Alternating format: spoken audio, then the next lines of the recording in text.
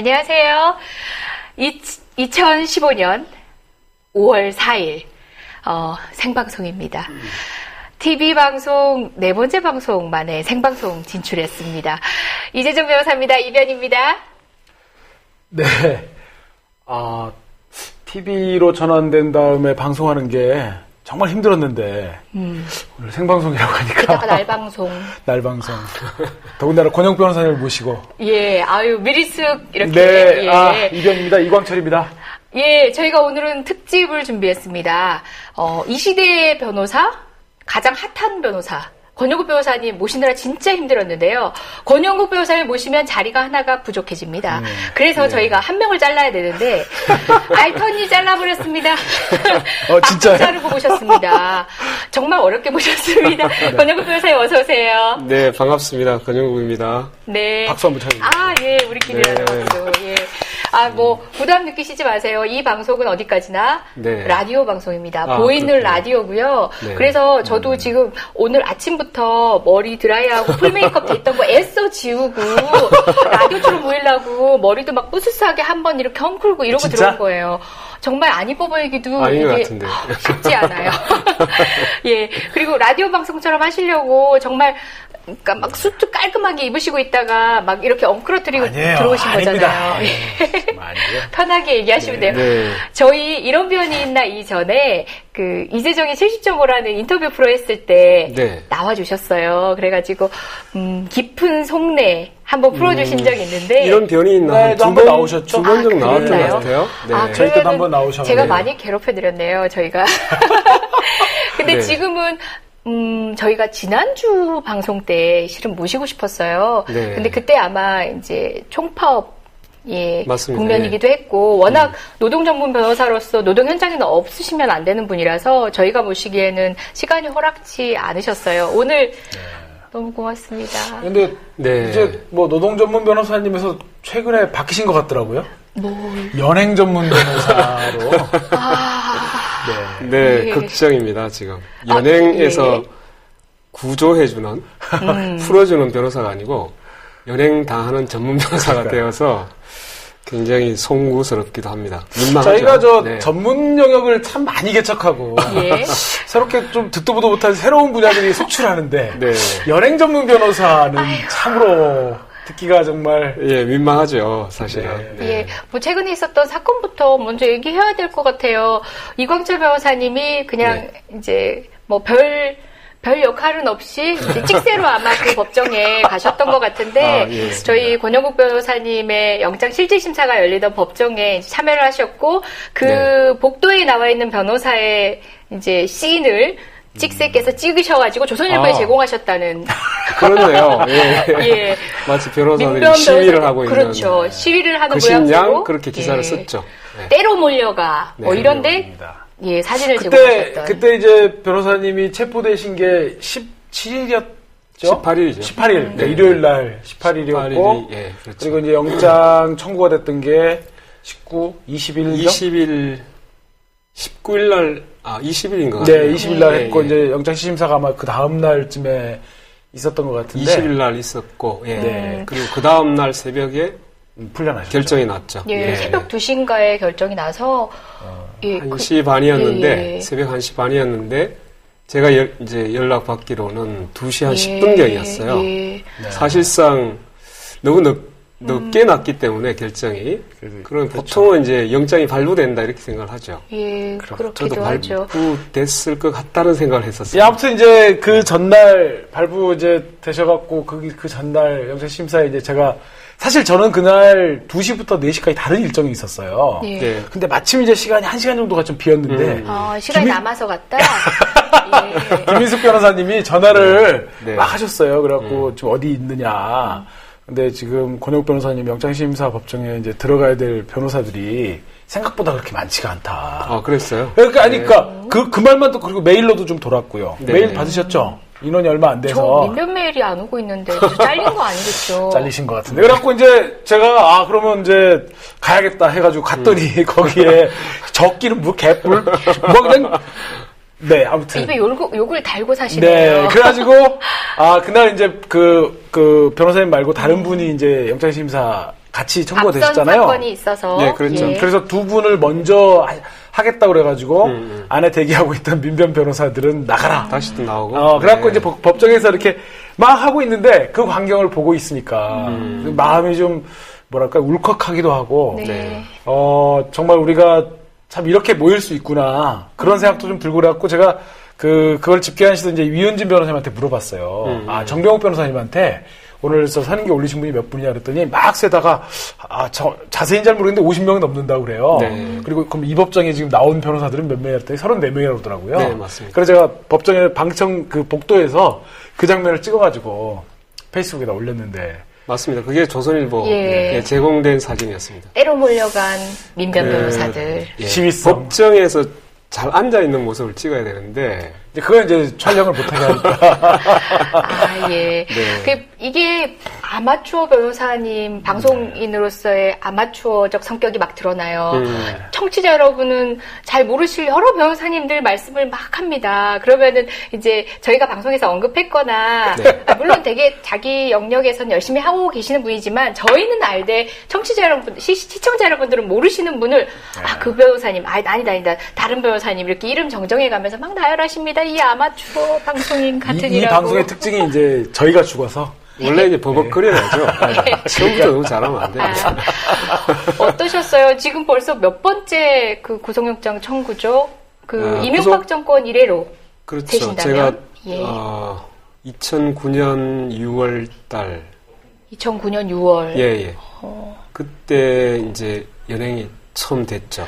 그건 평택 평택. 쌍용차. 쌍용차 사건인데 예. 그때 연행이 돼서 이제 유치장에 수감이 됐었고 그때 체포 적부 심사를 예. 맞습니다. 제가 이제 도저히 그 용납이 안 돼서 변호사들이 이제 접견을 왔었죠. 그래서 예. 검찰이 석방지해서 나가는 것은 내가 원하지 않는다. 그래서 이제 체포 적부 심사를 신청을 해보자. 이렇게 해서 이제 체포 적부 심사를 실제로 접수를 했고 예. 접수를 하자마자 그날 밤 10시경인가 네. 법원에서 예. 체포 적부심을 잡아줬어요. 기일을 예. 그러니까 아마 오전에 이제 접수를 했는데 예. 법원에서는 그날 밤 10시에 체포 바로 적부 심사를 잡아준 거죠. 일정을 잡은 거예요. 청취자 여러분한테, 시청자 여러분께 설명이 네. 필요할 것 같은데, 통상 이제 연행이 되면, 체포가 되면 48시간은 당연히 구금되는 건 아니지만, 통상 48시간까지는 경찰이 체포를 하고 한 있을 수 채로, 있다.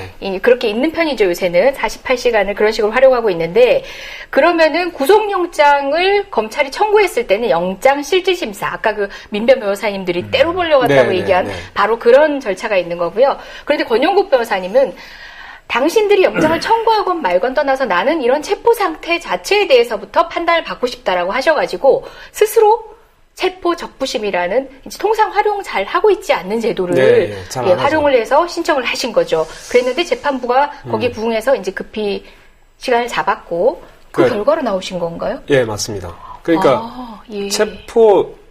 보통 이제 구속 적부 심사는 많이 알고 있어요. 네. 그렇죠. 그러니까 이제 구속영장이 떨어지면 구속영장에 대해서 이제 다시 또 한 번 다투는 절차죠. 그래서 이제 왜냐하면 구속영장이 발부되면 시간이 조금 이제 여유가 생기잖아요. 네. 그렇기 때문에 구속영장에 대해서 다투는 구속적부심사는 일반적으로 하는 편인데 예. 이 체포가 되면 체포해서 구속영장이 발부되기까지가 그 48시간 이내에 다 이루어지거든요.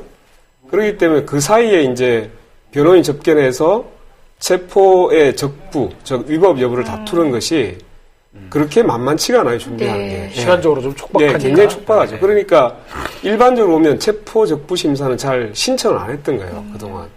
근데 이제 저는 당시에 그 경찰의 어쨌든 체포 자체가 굉장히 부당하다고 느껴졌기 때문에 그래서 이제 적극적으로 체포 적부 심사를 하자라고 얘기했었던 거죠. 그럼 기일은 그 밤중에 열린 건가요? 예. 그러니까 실제로 이제 체포가 매우 부당하다고 생각되면 체포 적부 심사를 많이 활용할 필요가 있는데 현실적으로 그 사이에 이제 변호사가 접견을 해서 그렇죠. 이 사건 경위라든가 문제점을 정리하기가 그렇죠. 만만치 매우 않죠. 힘들죠. 그건 네. 근데 그런 제도가 있는지도 몰라서 잘 못 활용하기도 몰랐죠. 하고 예, 실질적으로 맞습니다. 변호사의 조력을 받는다는 게 그 짧은 시간에는 쉽지 않기 때문에 예, 근데 이제 우리 사무실에 같이 근무하던 변호사였기 때문에 제가 사실을 잘 알고 있었죠. 그리고 네. 그 실제로 체포적부심사로 풀려날 거냐 말 거냐가 이게 좀 불투명했던 상태예요. 그러니까 근데 제가 아마 체포적부심사로 풀려난 근자에서 거의 첫 그 사건이 아니었을까 예. 생각됩니다. 그래서 이제 체포적부심사에 제가 이제 풀려나니까 그 다음부터 사실은 이 제도가 활용되기 시작했어요. 아, 그래요? 예. 주로 이제 그 제주 해군기지 예, 강정마을에서 예. 그때 이제 우리 사무실에 같이 근무하고 있던 백신옥 변호사가 예. 제주 강정마을에 한 1년 정도 내려가 있었어요. 네. 지금 완전히 내려가 버렸는데 네. 그때 이제 제 사건을 보고 그 제주 지방법원에서 체포적부심사를 적극적으로 활용하기 선배님으로부터 시작했죠. 제대로 배워서 그때 당시에 맞습니다. 새내기 변호사였는데 그 제도를 활용해서 제주에 그래서 그때 많이 입건한 나왔어요, 효과를- 실제로. 예. 많이 받아들여져가지고. 예, 그러니까 실제로 이제 검찰이나 경찰이 이 주로 이제 경찰이 체포를 굉장히 남용하는 측면이 있어요. 예. 뭐 항의하다가 뭐 삿대질 했다고 해가지고 연행하고 맞습니다. 예. 또 뭐 조금 말을 과하게 하면 또 연행하고 이런 식이었기 때문에 그러니까 실제로 이제 준비만 되면 체포적부심사를 활용할 수 있는데 이게 무더기로 또 이렇게 체포가 예. 되면 좀 어려운 점이 또 있습니다. 예. 그게 2009년도 첫 번째 연행이 되셨던 연행이었었죠. 때고요. 그다음에 이제 두 번째가 2013년 2013년. 역시 이제 쌍용차 정례해고 사건 관련인데 그때 2013년 이제 대한문에서 네. 분향소를 철거하고 그 이제 대한문 앞에 화단을 설치했죠. 네, 네. 그러니까 화단 주변을 경찰 병력이 24시간 그렇죠. 계속적으로 자연보호, 이제 대기해서 화단을 보호한다는 이유로 그 주변 자연보호 정신에 투철이 입각해서 예, 고생들 하셨습니다. 그 당시에. 그 인도 위에 그 아무런 근거도 없는 화단을 조잡스럽게 만들어 놓고 그 조잡스러운 화단을 보호한다는 이유로 그 주변을 완전히 이제 집회 금지 구역처럼 만들어 버렸었죠. 예. 그래서 이제 그 경찰이 지금 금지하고 있는 구역 그곳이 이제 집회를 할 수 있는 공간이다. 집회 자유 공간이다라는 것을 입증해 주기 위해서 민변노동위원회 주최로 집회 자유 회복을 위한 집회라는 명칭으로 예. 예, 통상 민변에서 집회 신고를 하는 경우가 많지 않은데 그 전에는 거의 예, 없었습니다. 예. 예. 그런데 집회의 자유가 헌법상 기본권이 중요해진 시점이었기 때문에 네. 그렇게 노동위원회에서 민변에서 하신 거죠. 예, 정확하게 보면 이제 대한문 앞에 그 분향소가 철거되고 나서 네. 화단 주변을 둘러싼 그 구역 네. 이 부분에 대해서는 어떠한 행동도 용납치를 안 했어요. 그러니까 이제 법적 근거 없는 집회 금지 경찰에 의한 이것이 매우 이제 불법적이다. 그리고 위헌적이다는 사실을 어쨌든 법률가로서 예. 그것을 밝혀줘야 될 예. 책무가 있었던 거죠. 그래서 이제 2013년 7월 달이었죠. 집회 신고를 하고 집회를 했는데 그 구역 내에 이제 경찰이 다시 또 경찰 병력을 배치를 했죠.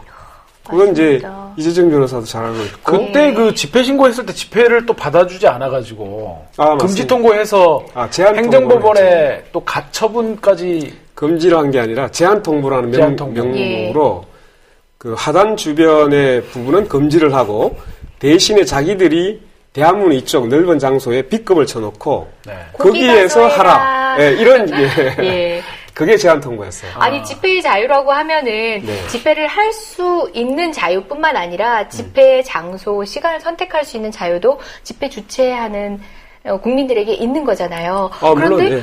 여기서 하겠다고 하는데 너네 여기 가서 해 하는 건 예, 그렇죠. 우리 법이 허락하지 않는 거고 법원도 예. 그래서 그것과 관련해서는 판단을 해 주셨던 거죠. 맞습니다. 예, 그러니까, 연행되기 직전에 법원의 판단도 있었던 네. 겁니다. 예. 왜 두 번째 연행됐냐를 설명하다가 이게 자꾸 다른 데 네. 빠졌는데 원래 이제 집회 장소하고 예. 집회에서 주장하고 하는 내용이 밀접한 연관성이 있습니다. 왜냐하면 우리가 그 대한문 하단 주변도 집회 자유공간이라는 사실을 시민들에게 소통하기 위해서 집회를 신고했던 것이거든요. 네. 그렇기 때문에 그 화단 주변 집회 장소하고 우리가 주장하려고 하는 내용은 밀접하게 연관이 되어 있었던 거죠. 네. 헌재에서도 그 집회 장소와 집회 주최자가 주장하는 내용은 긴밀하게 연관되어 있기 때문에 그 집회의 자유에는 집회의 공간을 선택할 자유도 포함된다 이렇게 되어 있죠. 여하튼 이제 정리하면 집회 그러니까 하단 주변에서의 집회를 하려고 했더니 다시 이제 집회 장소 안에다가 폴리스 라인이라는 걸 치고 거기 뒤에 이제 병력을 투입해가지고 사실상 이제 경찰이 집회 장소를 점거하는 형태가 된 거죠. 그래서 집회 장소 밖으로 나가라. 이것은 집회의 자유를 경찰이 침해하고 있기 때문에 나가라. 몇 번 이제 요청을 드렸죠. 네. 근데 말을 안 들었습니다. 경찰이. 뿐만 아니라 집회를 저도 현장에 있었는데요. 집회를 하고 있는 마이크보다 더 성능 좋은 마이크로 집회를 방해합니다. 여러분들은 뭐 어쩌고저쩌고 우리 최성령 경비과장님 네. 아이만 있으시잖아요. 남대문의 지금은 아이만. 서장이 됐죠. 예, 영전에 가셨죠.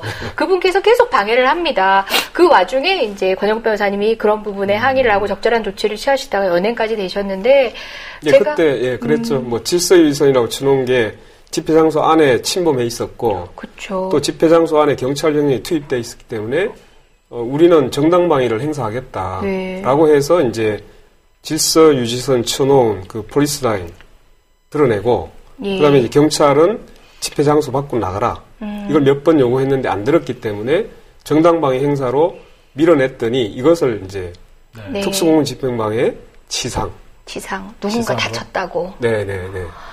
또 뭐 집시법 위반, 내가 폭력을 행사했다, 신고범위를 일탈했다, 뭐 이런 이유를 들어서 오히려 이제 저를 연행했고, 현행범 재판. 예. 거기에서 또 다시 이제 구속영장을 신청하게 아니, 청구를 하게 된 거죠. 당시 그렇게 저희가 집회를 하겠다라고 했던 장소가 굉장히 네. 이제 좁은 공간이긴 했어요. 이제 네. 대한문 앞을 여러분 한번 떠올려 보시면 그래서 인도 위였기 때문에 인도에 통행하시는 분들의 통행의 자유를 침해하지 않는 범위를 하기 위해서 저희가 좁은 장소로 맞습니다. 이렇게 한정을 했었는데 그 앞뒤로 경찰들이 있습니다. 폴리스 라인을 쳐놓습니다. 그래서 우리의 플랜카드조차도 시민들에게 보여질 수 없는 그런 상황이었던 거죠. 그리고 저 얼마 전에 이제 관련되신 지금 재판을 받고 고초를 겪고 계신데 증인으로 나갔었는데요. 그때 이런 얘기를 물어보셨어요. 경찰이 집회정소 안에 들어와 있는데 어떠셨어요? 하는 걸 이제 증인인 저한테 묻습니다. 누가요?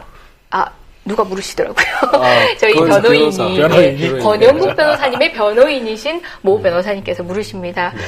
근데 정말 저는 그때 당시에 그런 느낌이었거든요. 우리 안에 갇혀진 동물 같은 느낌이었고요. 집회를 하러 어디 무대에 들어가는. 근데 무대는 관객하고 소통을 불가능하게 이미 벽이 쳐져 있어요. 뿐만 아니라 경찰이 서 있는데 이 사람은 날 감시하고 있어요. 뒤가 계속 따가워요. 이게 과연 자유로운 상태일까? 변호사인 우리도 그런데 일반 시민들은 더 했을 거 아니에요. 그런 얘기를 했었는데 그때 연행이 되십니다. 조금 전에 화면이 나왔었거든요. 그랬었나요? 예, 말씀 못 한참 봤습니다. 하시는 동안 네, 화면이 네. 나왔었는데 저는 제 목소리를 들었습니다. 권영국 변호사님의 연행에 강력히 항의하는 정말 정의로운 변호사 이재정 변호사의 목소리를 살짝 들었어요. 저는 예, 그 현장에서 너무 가슴 아팠습니다. 그게 이제 두 번째 영장 청구였습니다. 예. 그러니까 연행은 사실 그 중간중간에 더 많이 있는데.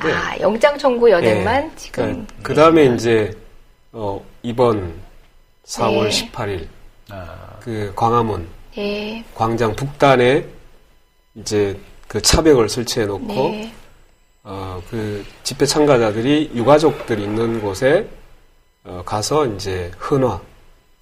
그때 이제 원래 광화문 쪽에 가서 헌화를 하겠다는 게 네. 원래 애초에 목적이었는데 그것을 막기 위해서 6겹으로 여하튼 광화문부터 시작해서 청와대 뭐 그 쪽으로 가는 쪽을 완전히 이제 다 봉쇄를 해버린 거죠. 그러니까 광화문 종로 일대가 차벽으로 완전히 둘러쳐진 거예요. 그래서 이제 드디어 명박산성에 이어서 근해산성이라는 말이 다시 튀어나왔고 예. 오히려 그때보다 훨씬 더 심각해서 사실은 그 안에 살고 있던 주민들은 들어가지도 못하고 예. 굉장히 이제 피해를 저기 입게 지금 되죠. 영상이 화면이 나오고 나오고 있네요. 있는데요. 예. 네, 맞습니다. 아마 제가 그때 연행되는 것은 잡히진 않았을 거예요. 예. 네. 아, 저기 언론 보도 보니까 변호사님이 그 인권침해 감시단 조끼를 입고 경찰한테 항의하는 장면은 사진으로 그건 많이 있었습니다. 나와 있는 예, 것 예, 같더라고요. 예. 그때는 그 상당히 이제 경찰이 이런 봉쇄 작전을 이미 펴고 있었기 때문에 예. 상당히 이제 마찰이 있을 수밖에 없겠다는 생각을 했죠. 그래서 저도 이제 저 공간을 들어가게 됐던 거죠. 네. 아, 어떠셨어요? 사실 두 번이나 고초를 겪으시고 그 영장 청구 이후로는 영장 청구 기각된 걸로 끝난 게 아니라 형사 재판에 피고인으로 쓰셨지 않습니까? 영장이 청구되면 하여튼 저는 지금 이제 입건되는 것은 그냥 불기소 된다 이런 게 하나도 없습니다. 예. 그러게요. 그러면 재판을 통해서 피고인의 신분으로 쓴다는 건 네. 일반인에겐 당연한 일이겠지만 변호사에게도 쉬운 일이 아니거든요. 그런 교초를 겪다 보면 이번 세월호 집회에서도 네. 제가 개인적으로 저 같은 경우에는 몸이 사려지더라고요. 그러니까 나는 또 재판을 받고 있는 피고인의 신분이고 내가 또 연행된다면 저 사람들은 또 어떤 식으로 이런 걸 기회로 활용을 할까 생각하면 네. 몸이 사려질 만도 하거든요. 어떠셨어요? 원래 이제 그 순간에 검경이 두렵진 노리고 있는 게 그 않으셨는지. 부분이죠. 예. 네. 사실은 이제 그게 뭐 나중에 재판에서 무죄가 되든 네.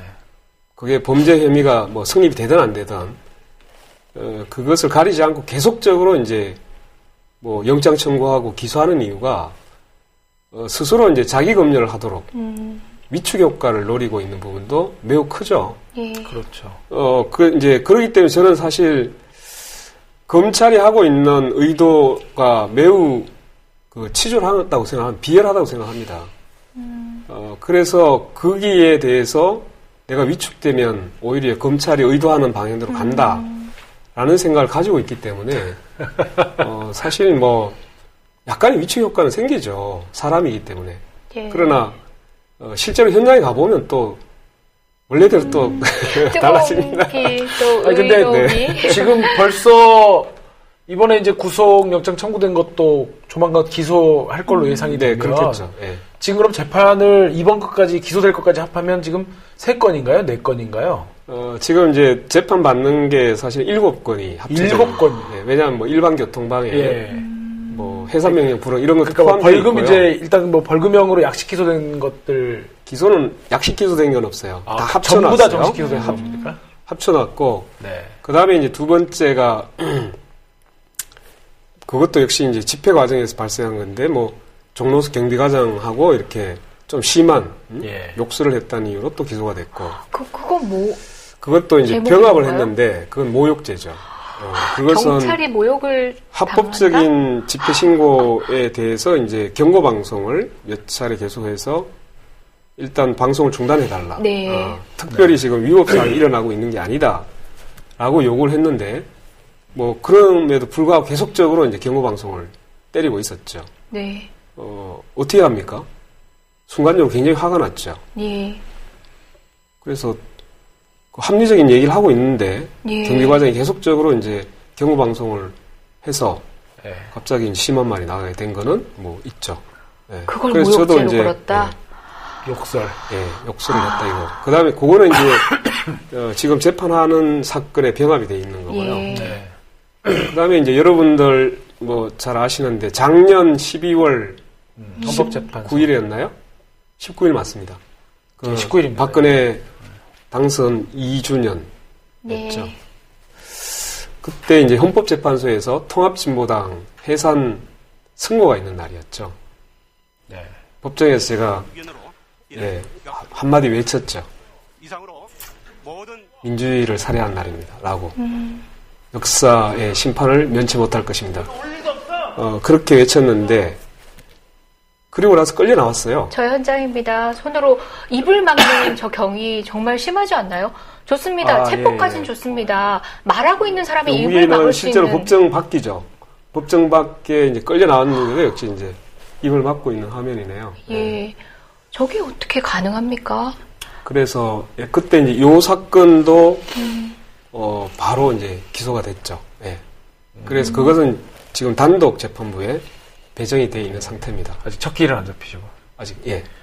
그리고 이제 이번에 예. 4월 18일 영장 청구된 거. 영장 기각이 되긴 했는데, 그것도 역시 기소를 하지 않을까라고 생각하고 있습니다. 예. 저희가 변호사님 안 계실 때도 변호사님과 관련된 사건이 있을 때마다 이제 저희끼리 그 얘기들은 했었어요. 그때도 했던 얘기는 변호사님이 변호사님만의 몸이 아니잖아요. 물론 뭐 사랑하는 가족들이고 당연한 거고 네. 뿐만 아니라 변호사님이 지켜주셔야 되는, 그리고 변호사님의 기대고 있고 함께 의지하고 있는, 연대하고 있는 노동자들, 수많은 분들이 또 변호사님이 재판이라는 것에 또 시간을 씀에 따라서 또 그분들이 조력을 못 받으시는 것들도 너무 안타깝다.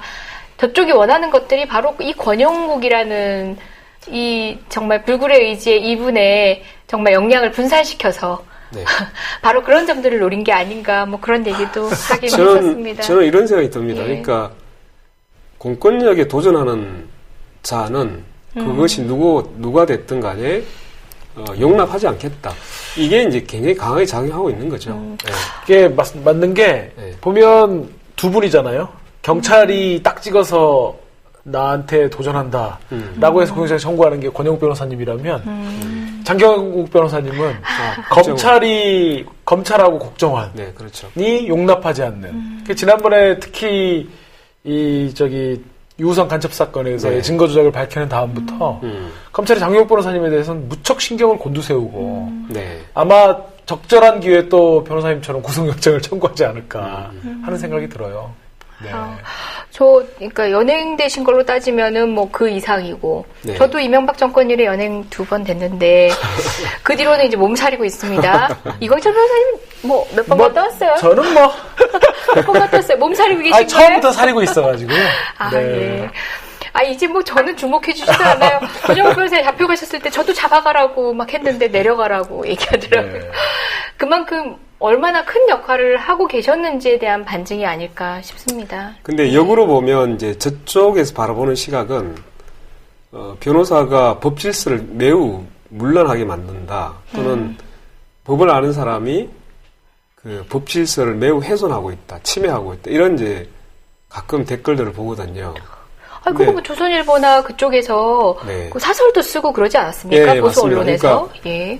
폭력 행위를 선도한다는 표현을 씁니다. 조선일보는 실제로 동아일보도 그랬고요. 예. 또 문화일보도 그런 이제 상당히 저를 공격하는 기사를 몇 번 저는 봤는데, 근데 이제 내용을 조금은 확인하고 기사를 써야 될 필요가 있죠. 그러니까 실제로 전후 과정 맥락을 빼버리고, 내가 경찰을 밀었다, 또는 뭐 방패를 잡았다, 여기에만 딱 기사를 써버리면, 그럼 이제 나는 정말로, 굉장히 폭력적이고, 경찰을 항상 이제 공격하는 그런 변호사처럼, 네. 낙인 찍고 싶어 하는 거죠. 근데 그 앞과정을 봐야 되는 거죠. 보고 싶지 않았겠죠. 네네. 그러니까 네. 경찰이 실제로 일반 시민을 또는 그 집회 자유를 어떻게 하고 있는가를 바로 직전에 이루어지고 있는 부분에 대해서는 아예 눈을 감아버리는 거죠. 네. 그렇게 되면, 그 경찰이 어떤 짓을 하더라도 거기에 대해서 저항하는 행위는 모두 폭력행위가 되어버리는 거죠. 네. 법 질서를 훼손하는 행위가 되는데, 그렇다면 우리 그 형사소송법이나 형법에 정당방위라는 그 조항을 없애버리는 게 맞죠. 예. 그렇죠. 정당방위라는가 또는 정당행위라는 규정이 존재할 이유가 하나도 없는 거죠. 예. 사실 민변은 이제 저희가 뭐 태동 자체는 87년 이후에 있었지만 그 이전에 여러 인권 변호사님들의 활동을 기반으로 해서 그분들의 개별적인 활동이 단체로 모아진 거지 않습니까? 그렇죠. 그분들의 활동의 대부분은 이제 밀접하게 네. 그 인권이 침해되는 현장에 늘 가까이 있으셨어요. 그러다가 뭐 소위 말하는 문민정부 이래로 뭐 그런 식의 충돌이 조금 뭐 줄어드는 국면에서 민변은 변호사로서의 역할, 그러니까 네. 사후적으로 조력하는 역할로 많이 바뀌어져 왔어요. 이명박 정권 들어서면서 이제 또다시 민변이 시민들하고 접하는 방식이 조금 바뀌어질 수밖에 없는 상황이 됐었고, 네. 그때서야 저희가 인권 침해 감시 활동을 하게 됐죠, 현장에서. 네, 이제 그 맞습니다. 이전에도 뭐 집회가 없었던 것도 아니고, 뭐 노동자들의 여러 목소리들이 거리에서 있기도 했는데, 뭐 물론 민변은 나가지 않았지만, 권영국 변호사님 늘 거리에 계셨습니다. 네. 그랬는데 민변이 공식적으로 여러분들과 함께 나가기 시작했던 건 2008 촛불 때부터였거든요. 네, 강업병. 예, 인권침해 감시활동. 혹자들은 그런 얘기를 해요. 변호사들은 전문가다. 네. 효율성 문제를 따지고 보더라도 법정에서 그분들이 필요할 때 도와주시는 게 적절하지 않느냐. 네. 뭐 이런 얘기들도 하거든요. 뭐 권영국 변호사님도 마찬가지고 이광철 변호사님의 생각도 저는 궁금한데요. 어떻게 생각하세요? 그런 시각들에 대해서는? 아마 쉽게 얘기하면 이미 주먹으로 두들겨 맞은 이후에 그것을 구제하겠다고 나서는 것은 사실은 사후적인 조치이죠. 그래서 이미 주먹으로 맞고 그로 인해서 침해된 자신의 어떤 이미 상처를 받아버렸잖아요. 그 상처가 다시 복구가 될 것이냐. 그리고 실제로 이제 현장에서 그 상황이나 이 현실을 잘 목격하지 못하면 사후적으로도 그것을 제대로 변론하기가 무척 쉽지 않습니다. 왜냐하면 우선 이제 이 재판이라는 것이 진실을 다시 복원하는 것이 아니라 누가 그게 따른 증거를 제대로 많이 갖다 대느냐에 따라 승패가 나눠지기 때문에 그 현실 자체를 복구하는 건 사실상 불가능한 거죠. 그러니까 제가 보는 입장에서는 가능하면 침해를 예방하거나 또는 침해 그 현장에서 방어할 수 있으면 가장 좋은 거고 이것이 안 됐을 때 사실은 사후적으로 법정이나 아니면 다른 형태로 그 인권 침해된 부분을 복구하려고 하는 것이 그 연이어서 이루어지는 것이지 사실은 사후적인 것만 있으면 사전에 예방해서 훨씬 더 큰 효과를 가져올 수 있는 부분을 스스로가 방기하는 결과가 나오는 거죠. 저는 이제 그 부분에 대해서 네. 그 권 변호사님 이제 말씀도 한번 들어보고 싶고 고민이 되는 부분인데요. 그러니까 변호사로서 그 인권 침해가 이루어지는 현장에 있어야 한다. 변호사님 네, 말씀은 뭐 120% 동의를 하고. 네. 근데 이제 인권 침해가 이루어지는 현장에서 과연 이제 경찰이 불법적인 행동을 해요. 네. 적어도 우리가 세우고 있는 일반적인 기준에 따르면 누구라도 명백히 불법이라고 인정할 만한 뭐 우리 법원은 인정하지 않더라도. 네. 근데 이제 그러한 속에서는 솔직히 이제 몸도 사려지고 고민이 되는 부분이 네. 내가 이렇게 경찰이 인권 침해하는 부분을 못하게 막는다든가 네. 오히려 그런 부분들을 예방한다고 했을 때 경찰이 과연 우리 말을 들어주냐면 안 들어주잖아요. 네. 이제 그러면 거기서 이제 변호사님처럼 그것들을 경찰에 맞서서 못하게 막는 과정들이 이제 공무집행 방해로 둔갑한다라는 건 충분히 예상 가능하니까. 네. 그래서 저는 이제 거기서 과연 이제 선택의 갈래 고민을 하게 되는 경우들이 왕왕 있어요. 현장에 나가보면. 여기서 이걸 막아야 되느냐 아니면 지금 여기서 막는 것이 공무집행 방해로 의율되고 네. 자칫하면 이제 그래서 몸살해지는 경우들이 있거든요. 네. 그러한 고민들이 이제 권영국 변호사님은 없으신지 그게 우선 첫째가 좀 궁금하고 네. 이제 두 번째로 그러한 일반적인 그런 상황에서 우리가 막는다고 해서 법정에서 정당방위가 인정되지 않는다는 것은 우리가 충분히 예측 가능하잖아요. 네. 지금 같은 야만의 시대에서는 예. 그렇다고 하면 그러한 국가폭력이라든지 국가의 명백한 불법들을 정말 구조적으로 없앨 만한 네. 뭔가 다른 대안들에 대한 고민들은 없으신지 네. 저는 이제 그 두 가지를 한번 여쭤보고 싶었어요.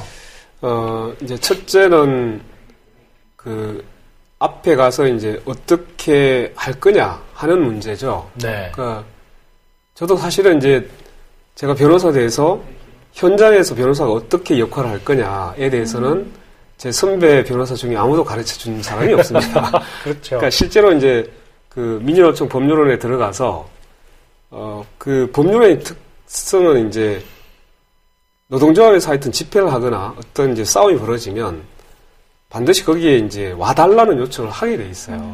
네. 그러니까 요청이 왔을 때 변호사가 가지 않을 수가 없잖아요. 그래서 이제 사실 계기가 됐던 것이고, 그러면 이제 집회 현장에서 그 옆에서 지켜보는 뭐 카메라 들고 지켜볼 수도 있는데, 이제 눈에 띄기 시작한 거죠. 현장에서 지켜보고 있으면 경찰들이 방패를 들고 매우 위협적으로 행동한다든가, 네. 또는 이제 터무니없이 인도를 가로막고 있다든가 이런 이제 현상들이 발생한단 말이죠. 그럼 거기에 대해서 사실은 일반인들은 이제 이것이 매우 부당하다는 생각을 갖고는 있어요. 근데 그것을 어떤 근거에 의해서 이제 공무가 왜 위법한지에 대해서 좀 논리적으로 주장을 하기 어렵잖아요. 법 조항을 잘 모르니까. 근데 저는 이제 준비의 여하에 따라서 준비를 어떻게 하냐에 따라서 사실은 인도를 완전히 원천 봉쇄하고 있다든가 또는 그들이 이제 시민들 향해서 매우 위협적인 이제 그 태도나 행위를 취하려고 할 때 그것이 어떻게 위협한지를 제가 얘기를 해줄 수가 있어요. 또 준비를 하면 법원의 판례 같은 걸 들고 나가서 얘기를 할 수도 있어요. 근데 거기서 약간의 차이를 보기 시작했던 거죠. 그러니까 실제로 보면 경찰이 어떤 상당히 노골적으로 위협 행위를 할 때는 제가 그 부분에 대해서 법조항이나 또는 이제 법원의 판결을 가지고 들이밀었을 때 경찰이 매우 주춤하는 현상들을 제가 목격하게 된 거죠. 맞습니다. 네. 그래서 그 경찰들이 매우 노골적으로 또 심각한 경우에는 그것이 이제 시민들에게 매우 치명적인 어떤 상해를 가할 수도 있기 때문에 그래서 이제 그런 측면에서 보면 일정 부분 제어할 수 있는 가능성이 있겠다는 것을 발견하게 됐던 거고 지금도 필요하다고 생각합니다. 그러니까 그것이 한두 명 가지고는 안 되지만 예를 들면 한 20명 정도가 어떤 조끼를 입고 경찰의 위협 행위에 대해서 매우 그 집단적으로 항의를 하게 되면 어떻게 될까요? 아니 뭐 우리는 이제 2008년 촛불 집회 때 저희 민변이 이제 그런 맞습니다. 인권침해 감시단을 운영한 경험이 있기 때문에 그런데 이제 제가 이제 궁금한 게 했던 거는 이제 그런 상황에서 변호사님처럼 이번처럼 막 영장 청구가 될 수도 있는 공무집행 방해로 저는 현장에서 변호사님이 그 항의하고 이렇게 하는 내용들을 봤을 때 전적으로 맞다고 생각하고 저도 뭐 실제로 그렇게 이제 항의를 해본 경험도 있고 한데 변호사님 같은 경우는 이전에도 구속영장 청구가 있었고 맞습니다. 또 실제로 그게 우려가 현실화된 거잖아요. 그렇죠. 과연 그랬을 때 단순히 조금 변호사님께서 일정한 선을 그어놓고 이 이상은 넘지 않는 속에서의 항의만을 하시지는 않는 것 같아요. 맞습니다. 저는 뭐 그러니까 그럴 때 혹시 이제 갈등이나 고민은 혹시 없으셨는지 이런 거죠. 그러니까 경찰이 지금 이제 예를 들면 인도를 원천 봉쇄하고 있어요. 아니면 경찰이 이제 그 도로 인도에서 어떤 이제 좌번이든 시민을 둘러싸서 이제 구금을 하고 있어요. 사실은 둘러싸고 있는 게 결국 체포나 감금에 해당되죠. 움직이지 못하게 하고 있는 장소적 거예요. 이전의 자유를 그런데 거니까. 우리 이제 헌법이나 형사소송법에 따르면 체포를 할 때는 반드시 미란다 원칙을 고지하게 되어 있습니다. 근데 미란다 원칙을 고지하지 않은 상태에서 계속적으로 구금을 하고 있는 거예요. 그러니까 달리 얘기하면 체포 사유도 없이 그냥 감금을 한 거죠. 이것은 명확하게 체포 감금죄입니다. 자, 이것이 계속 진행되고 있을 때 그럼 몇 차례 걸쳐서 이제 우리가 주장할 수 있죠. 여러분들이 지금 그 체포 이유도 고지하지 않은 채 일반 시민을 무조건적 감금하고 있다. 이건 체포 감금죄에 해당되기 때문에 공무는 불법이다. 적법하지 않다. 당장 풀어라. 이렇게 요구를 했어요. 근데 씨알도 안 먹혀. 그죠? 제 얘기를 들을 리가 없죠. 그들은 지휘 계통에 따라서 위에 중대장 얘기를 듣고 그 위에 뭐 또 대대장 얘기를 듣고 연대장 얘기를 듣겠죠. 이 라인이 아니면 전혀 얘기를 들으려고 하지 않아요. 맞습니다. 근데 이것은 그 위법한 지시에 따른 위법한 지금 공무를 하고 있는 겁니다. 공무가 아니죠. 그것이 계속 진행되는 것에 대해서 단순히 그것을 풀어라만 얘기를 하고 있는 것이 맞냐? 그러면 잘못된 것에 대해서 우리가 배울 때는 정당방위 행사가 우리 법에서 보장되어 있고 정당방위 행사를 해야 된다고 저는 배우고 있거든요. 왜? 불의가 정의를 우선할 수는 없잖아요. 그죠?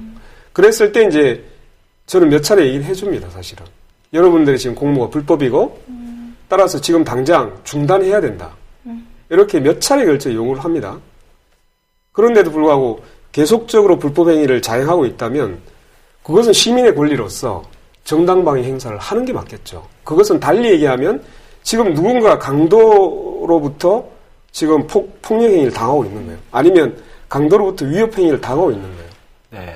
그것을 지켜볼 거냐 아니면 실제로 우리에서 방위 행위를 할 거냐 하는 문제하고 저는 다 있다고 생각하는 겁니다. 그러니까 거기서 이제 그러니까 이런 말씀 한번 드려보고 싶은 거죠. 그러니까 변호사님 의견을 한번 여쭤보고 싶은 게, 그러니까 시간의 효율적 사용이라는 관점에서 보면 변호사님께서 갖고 계신 여러 가지 능력과 이런 것들이 있는데 현장에서 그 정당방위를 해가지고 막 불려다니고 재판 불려다니고 이러는 것도 당연히 필요합니다. 네. 그런데 이제 제가 이제 아까도 두 번째 여쭤봤던 건데 또 이제 변호사님도 어차피 하루 24시간의 제약이 있잖아요. 맞습니다. 예. 이제 그런 제약 속에서 야 이게 현장 가갖고 경찰하고 막 항의하고 잡혀가고 이런 시간들을 조금 더 변호사님께서 효율적으로 쓰신다 그러면 국가의 그런 불법적인 지휘 라인 또 국가의 불법을 자행하는 배후의 집단들 뭔가 국가에 이렇게 정말 지금 이런 현상을 낳는 구조적인 모순들 이런 데 대해서 조금 더 시간을 써보실 의향은 없으신지. 제가 네. 관심법을 이렇게 제가 답변을 한번 해볼까요? 그러시죠. 아니 그게 아니라 말씀을 들으면서 제가 그런 생각이 들었어요. 이건 이제 논리적으로 그 선택의 순간에 있는 변호사님의 논리를 묻고자 한 게 아니라 결국은 들으면서 그건 정말 선택이었는데 그 선택에 필요한 것은 용기였구나 하는 물론입니다. 생각을 했어요. 네.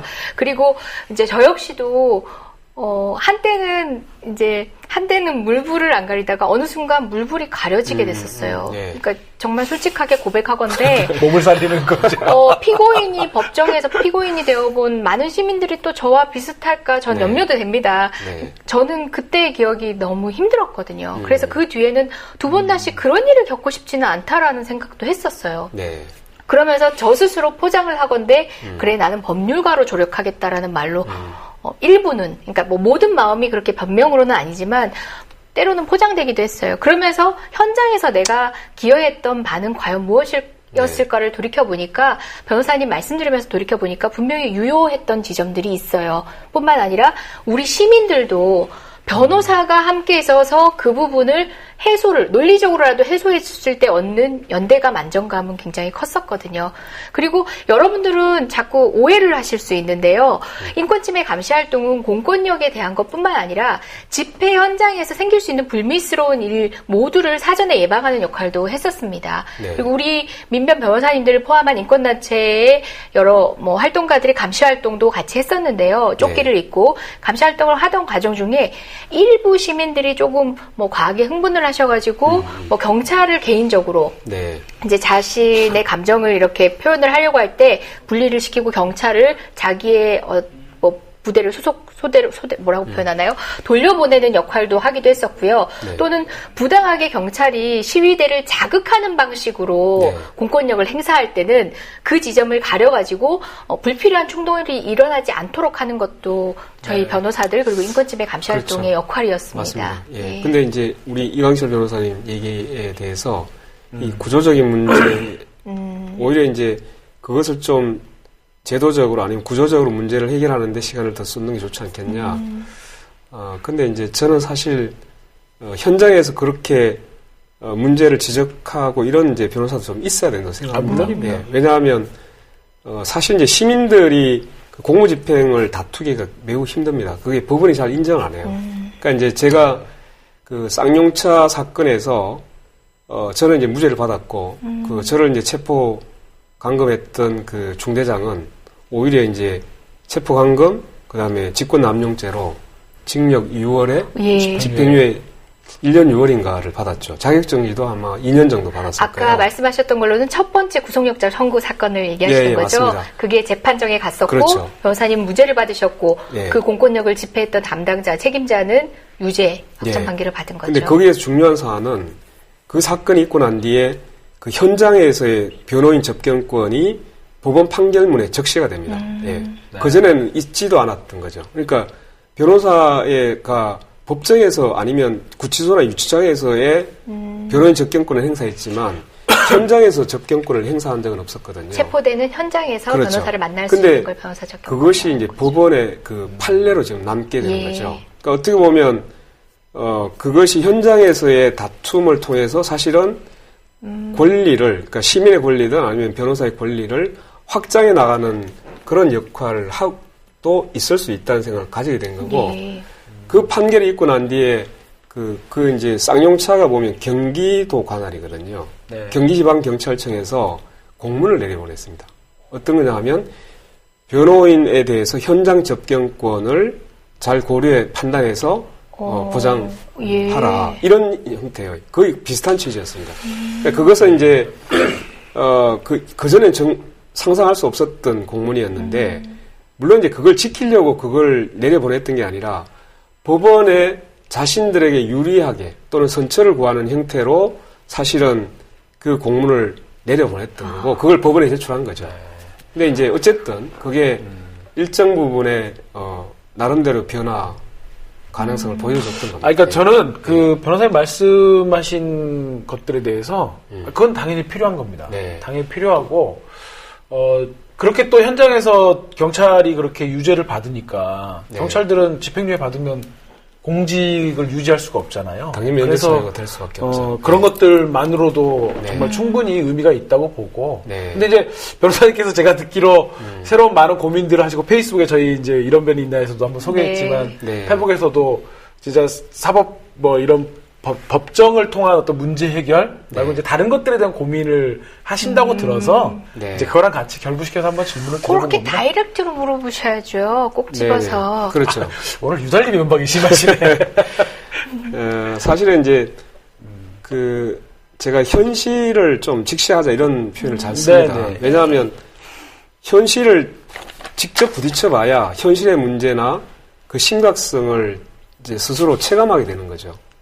그래서 우리 현실을 왜 바꿔야 되는가를 스스로 분노를 갖게 되고 의지를 갖게 된다 이런 생각을 하는데 제가 이제 이명박 박근혜 이 정부 한 지금 10년 가까이 될 겁니다. 그러면 이 과정에서 우리 사회가 정말로 질적으로 얼마나 이게 퇴보하고 있는가를 현실적으로 느끼게 되는 거죠. 그것은 뭐 인권 침해 문제나 공권력이 시민들을 어떻게 대우하고 있는가를 보면 그건 확연히 드러나는 거거든요.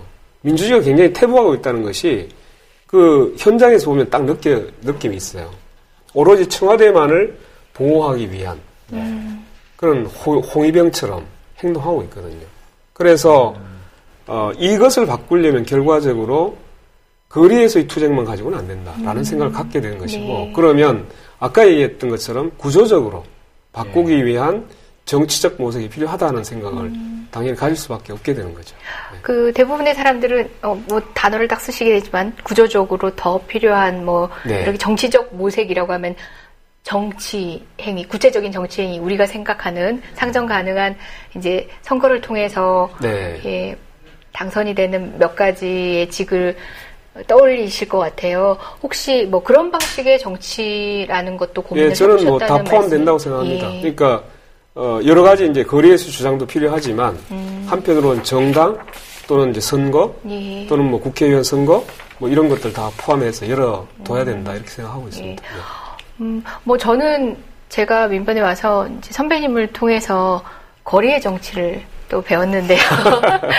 사실 네. 뭐 민변에서 집회 현장에 나갔을 때 만나게 되는 변호사님들이 처음에 많지는 않았습니다. 그때 늘 나와 계셔서 선배님으로 네. 배우긴 했었는데 여러 가지 큰 고민들도 그 현장에서지만 이제 변호사로서 또 법률가로서의 고민뿐만 아니라 네.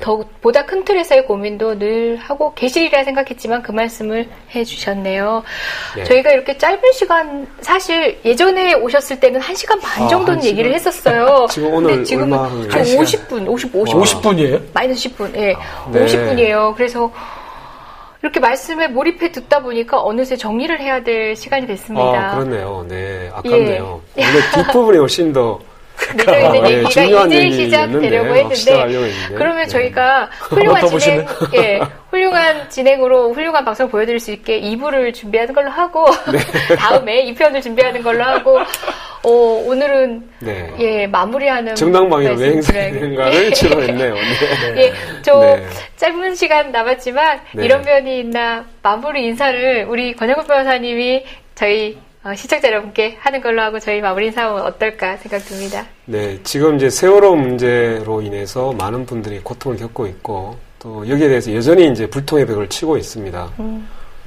우리는 잊지 않겠다는 생각을 가지고 지금 살고 있고, 그래서 저는 다시 한번 말씀드리고 싶습니다.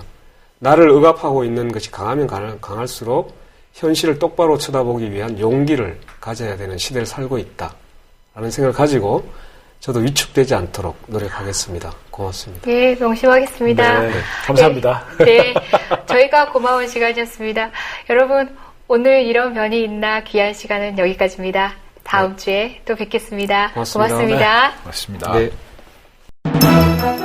박근혜 정권은 용산 참사 진상규명에 대한 약속을 했었습니다. 후보자 시절에. 하지만 대못을 받고 살인진압 책임자였던 김석기를 공기업 사장에 낙하산 임명을 시킵니다. 삼성 반도체 공장이나 정부에서 그 자료를 안 내놓고 영업 비밀이란 이유로다가 화학약품, 전리방송 다 감추어 놓고서는 이 피해자 가족들한테 입증 책임을 지라는 것은 말도 안 되기 때문에 분명히 그 안에 아이들이 살아있을 거라고 생각을 하고 있는데 그 귀중한 시간에 어떠한 시도도 하지 않고 진행도 하지 않았다는 게 우리로서는 너무나 가슴 아프고 정말 아마 평생 천추의 한이 될 것 같습니다. 권력이 불편해하는 사람들, 그래서 발언권을 잃은 사람들, 그들의 목소리를 거침없이 전파하는 뉴스K. 장악당하지 않은 뉴스K. 밤 9시 당신의 선택을 기다립니다.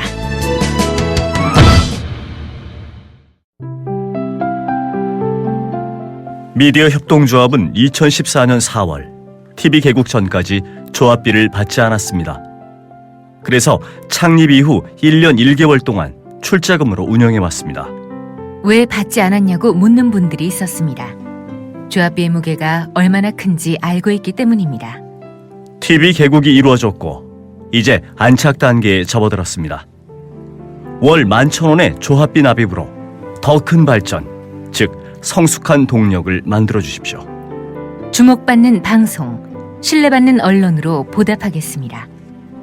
홈페이지 국민.tv, 서울전화 3144-7737 또는 이메일 mediacoup12@gmail.com으로 신청해 주세요.